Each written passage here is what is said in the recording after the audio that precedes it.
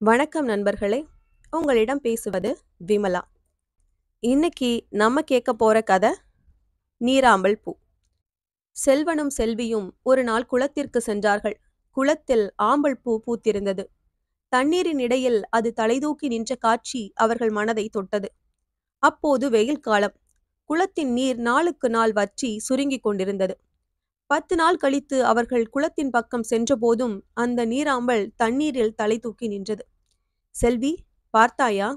10 நாளைக்கு முன் தண்ணீர் உயரத்தில் நின்றபோது இந்த நீராம்பல் பூவும் உயரத்தில் நின்றது. இப்போது தண்ணீர் இறங்கிய பின் அதுவும் இறங்கிவிட்டது என்றான் செல்வன். செல்வா, அது மெல்லிய பூங்கொடிதானே? அதனால் எப்படி நிமிர்ந்து நிற்க முடியும்? அதனால்தான் தண்ணீரோடு இறங்கிவிட்டது என்றாள் செல்வி. குளத்தில் நாளுக்கு நாள் தண்ணீர் வற்றிக்கொண்டே வந்தது. செல்வனும் செல்வியும் வரும்போதெல்லாம் அந்த நீராம்பல் பூவை பார்க்காமல் போக மாட்டார்கள். அதுவும் தண்ணீர் இறங்க இறங்க தானும் இறங்கிக் கொண்டே வந்தது. கடைசியில் குளம் மிக மிக வற்றி சேரும் சகதியும் ஆகிவிட்டது. அப்போதும் அந்த ஆம்பல் பூ அந்த சகதி குழம்பின் மேல்தான் நின்றது. உயரமாக நீட்டிக்கொண்டு நிற்கவில்லை. இன்னும் 2-3 நாட்களில் மழை பெய்யாவிட்டால் குளம் வறண்டு போகும் என்று பெரியவர்கள் பேசிக்கொண்டார்கள்.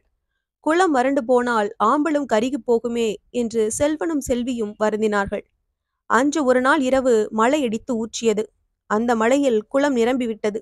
ஐயோ பாவம்! குளத்தில் இருந்த பூ தண்ணீருக்குள் அமுங்கி அழுகி போயிருக்கும் என்று குழந்தைகள் பேசிக்கொண்டார்கள். அவர்கள் மறுநாள் காலையில் குளக்கரைக்கு வந்து பார்த்தபோது ஆம்பல் பூ தண்ணீருக்கு மேலே தலை நீட்டி சிரித்து கொண்டு நின்றது. பூ அழுகவில்லை என்று மகிழ்ச்சியோடு கூவி குதித்தார்கள் குழந்தைகள். கருத்து: நீர் எந்த அளவு நிற்கிறதோ அந்த அளவுதான் நீராம்பல் பூவும் நிற்கும். ஒருவன் எந்த அளவு நூல்கள் கற்றிருக்கிறானோ அந்த அளவுதான் அவனுடைய கூரிய அறிவும் அமைந்திருக்கும். இந்த கதை உங்களுக்கு பிடிச்சிருந்ததுன்னா லைக் பண்ணுங்க, ஷேர் பண்ணுங்க, சேனலை மறக்காம சப்ஸ்கிரைப் பண்ணுங்க. அடுத்த கதையில சந்திக்கலாம்.